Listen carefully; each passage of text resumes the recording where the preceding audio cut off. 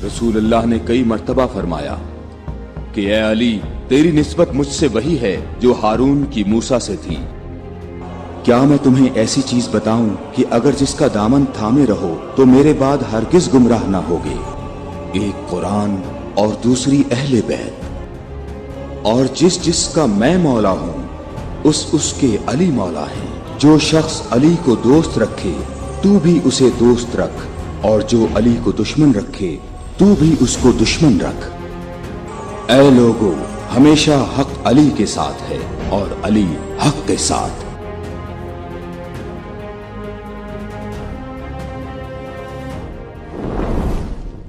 गदीर मक्का और मदीना के दरमियान एक मकाम का नाम है। ये वो जगह है जहाँ मुख्तलिफ़ इलाक़ों से आने वाले हाजी जुदा हो जाते हैं। यहाँ से शुमाल का रास्ता मदीना की तरफ, जुनूबी सिमत का रास्ता यमन की तरफ, मशरिकी रास्ता इराक़ की तरफ और मगरिबी सिमत का रास्ता मिस्र की तरफ जाता है। आज गदीर नामी ये जगह गुमनाम हो चुकी है, लेकिन माजी में एक दिन यही सरजमीन तारीख़ इस्लाम के एक अहम वाक़ये की गवाह थी, और ये वाक़या 18वीं ज़िलहिज्जा 10 हिजरी का था, जब आखिरी नबी इमामुल अंबिया मोहम्मद सल्लल्लाहु अलैहि वसल्लम ने यहाँ एक तवील खुतबा इरशाद फरमाया था और अपने दामाद और चचाजाद अली इब्ने अबी तालिब को विलायत के दर्जे पर फाइज किया था। गदीर खुम का पस मंज़र कुछ यूँ है कि नबी करीम मोहम्मद सल्लल्लाहु अलैहि वसल्लम हिजरत के 10वें साल 24 ज़िलक़दा को हज़ारों का काफ़िला लेकर हज के लिए मदीना से मक्का की तरफ रवाना हुए। चूँकि ये आप सल्लल्लाहु अलैहि वसल्लम का आखिरी हज था, इसलिए ये हज्जतुल विदा के नाम से मशहूर हुआ, जिसमें 90,000 से ज़्यादा सहाबा किराम शामिल थे।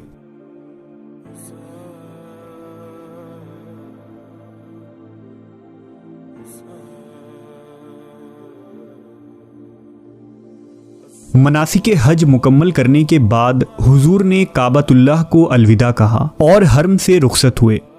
वापसी में 18वीं ज़िलहिज्जा के दिन ये अजीम काफ़िला जुहफ़ा पहुंचा। जुहफ़ा मक्का से 13 मील के फासले पर मौजूद है। इसके करीब 2 मील के मुसाफत पर एक तालाब है जिसे गदीर कहा जाता है।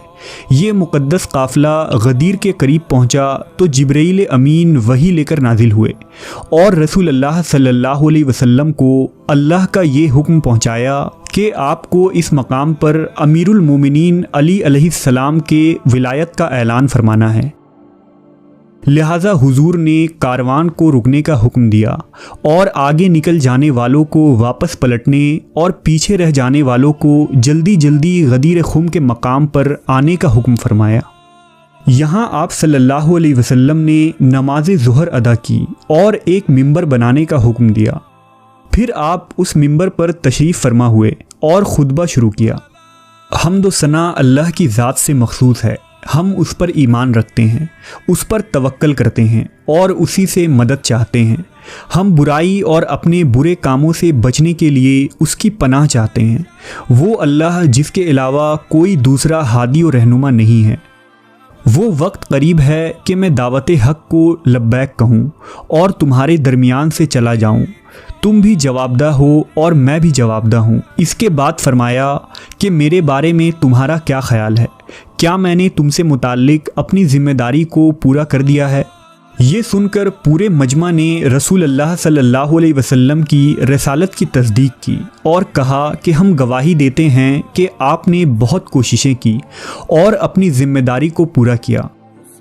पैगंबर ने फरमाया, क्या तुम गवाही देते हो कि इस पूरी दुनिया का माबूद एक है और मोहम्मद उसका बंदा और रसूल है और जन्नत व जहन्नम व आखिरत की जावेदानी ज़िंदगी में कोई शक नहीं है? सब ने कहा कि सही है, हम गवाही देते हैं। इसके बाद रसूल अल्लाह ने फरमाया, ऐ लोगो, मैं तुम्हारे दरमियान 2 अहम चीज़ें छोड़े जा रहा हूँ। मैं देखूँगा कि तुम मेरे बाद मेरी इन 2 यादगारों के साथ क्या सलूक करते हो। इस वक्त एक शख्स खड़ा हुआ और बुलंद आवाज़ में सवाल किया कि उन 2 अहम चीज़ों से क्या मुराद है। पैगंबर ने फरमाया कि एक अल्लाह की किताब है जिसका एक सरा अल्लाह की कुदरत में है और दूसरा तुम्हारे हाथों में, और दूसरी मेरी अतरत और अहले बैत हैं। اللہ نے مجھے خبر دی ہے کہ یہ ہرگز ایک دوسرے سے جدا نہ ہوں گے۔